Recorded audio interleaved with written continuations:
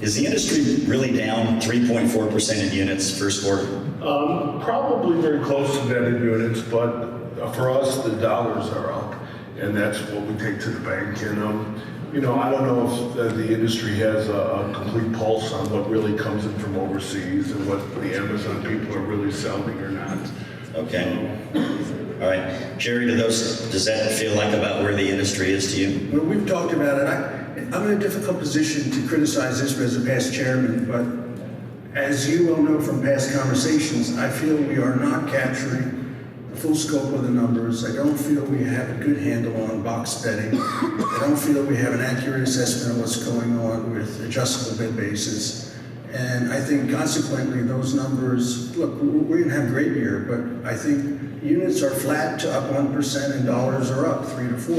3.5% is what our company feels it is.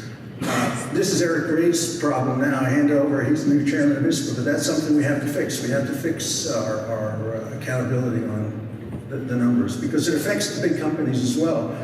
Melanie, I know you're relatively new to the industry, 101 days in. We're counting that 101st day. You look at those numbers, what do you think? Those numbers are largely in line with the data we have, with the one comment being that we would also agree that potentially there's opportunity to capture the Amazon.com sales a little bit better, and specifically anything selling on e-commerce below the $300 price point.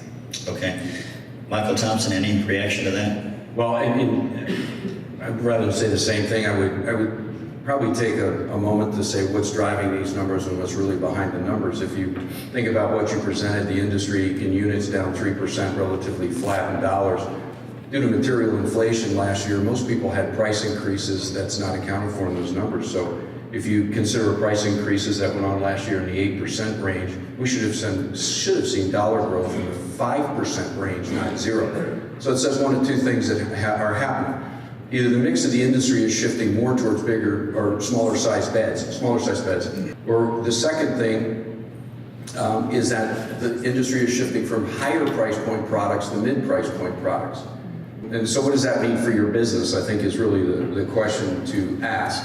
What it says to us is consumers are out there, and our data suggests the same thing. It's quite compelling. Consumers are spending less disposable income for a better mattress. That's what's happening.